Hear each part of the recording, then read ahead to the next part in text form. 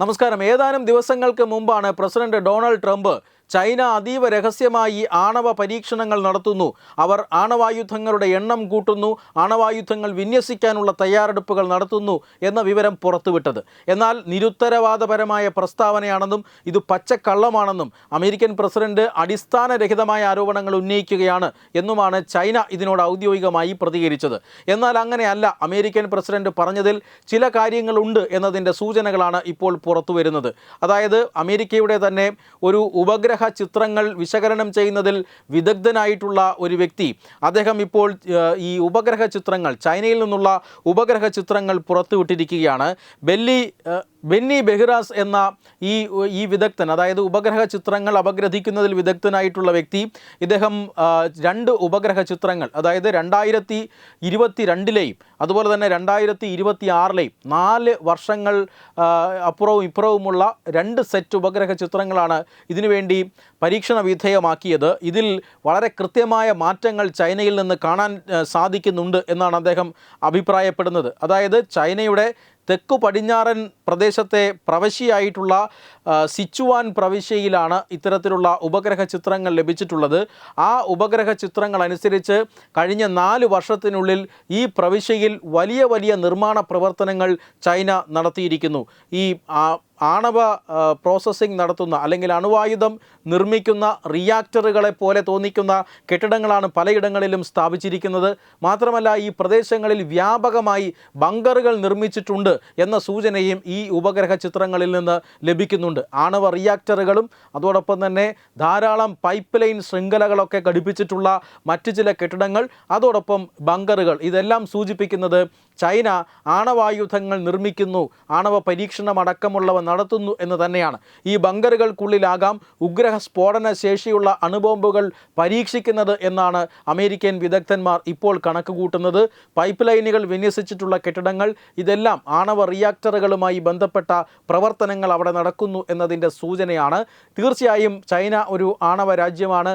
ആ ആണവ രാജ്യം ഇപ്പോൾ ആണവായുധങ്ങൾ വികസിപ്പിക്കുന്നതിനും ആണവ പരീക്ഷണങ്ങൾ നടത്തുന്നതിനും താല്പര്യം കാണിക്കുന്നുണ്ട് എങ്കിൽ തീർച്ചയായും അത് ഭാവിയിൽ നടക്കാൻ പോകുന്ന സംഘർഷത്തെ മുൻനിർത്തിയാണ് എന്ന് വ്യക്തമാണ്. പ്രത്യേകിച്ചും റഷ്യയും യുക്രൈനും തമ്മിലുള്ള യുദ്ധം നടക്കുന്നുണ്ട്, അത് ഇതുവരെ അവസാനിച്ചിട്ടില്ല. ഇറാനെ ആക്രമിക്കാനായി അമേരിക്ക ഉരുമ്പിട്ട് നിൽക്കുന്നുണ്ട്.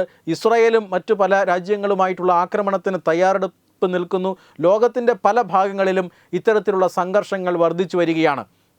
ഈ സംഘർഷങ്ങളിൽ അമേരിക്കയെ പോലെയുള്ള രാജ്യങ്ങൾ പക്ഷം പിടിച്ചാൽ അത് തീർച്ചയായും വലിയ ലോകശക്തികളുടെ പോരാട്ടമായി മാറും. അങ്ങനെ മാറുകയാണ് എങ്കിൽ ചൈനയും അവരുടേതായ പങ്ക് വഹിക്കും. പ്രത്യേകിച്ചും തായ്വാൻ ഉൾപ്പെടെയുള്ള പ്രദേശങ്ങൾ പിടിച്ചെടുക്കാൻ ചൈനയ്ക്ക് മോഹമുണ്ട്. പക്ഷേ തായ്വാനെ പിടിച്ചെടുക്കുന്നതിൽ നിന്നും ചൈനയെ തടയുന്നത് അമേരിക്കൻ സൈന്യമാണ്. അതുകൊണ്ട് തന്നെ അമേരിക്കയ്ക്കടക്കം വെല്ലുവിളിയായിക്കൊണ്ടാണ് ഇത്തരത്തിലുള്ള ആയുധങ്ങൾ, ആണവായുധങ്ങൾ ചൈന നിർമ്മിച്ചു കൂട്ടുന്നത് എന്നാണ് അമേരിക്ക ഇപ്പോൾ ആരോപിക്കുന്നത്. അമേരിക്ക അങ്ങനെ ആരോപിച്ചാൽ തീർച്ചയായും ആണവായുധങ്ങൾ ഉൽപ്പാദിപ്പിക്കുന്ന അല്ലെങ്കിൽ ആണവായുധങ്ങൾ വികസിപ്പിക്കുന്ന രാജ്യങ്ങൾക്കെതിരെ ഉപരോധത്തിനും അതുപോലെ തന്നെ സൈനിക നടപടിക്കും മടിക്കാത്ത രാജ്യമാണ് അമേരിക്ക. അതുകൊണ്ട് തന്നെ മേഖലയിൽ ഇങ്ങനെയുള്ള വിവരങ്ങൾ അത് വലിയ പ്രതിരോധ വൃത്തങ്ങളിൽ വലിയ ചർച്ചാ വിഷയമാവുകയാണ്. ചൈന ഈ രീതിയിൽ ഇന്ത്യ അടക്കമുള്ള രാജ്യങ്ങൾക്ക് ഭീഷണിയായിക്കൊണ്ടാണ് ഇത്തരത്തിൽ ആണവായുധങ്ങളുടെ നിർമ്മാണം അത് നിർബാധം നടത്തുന്നത്.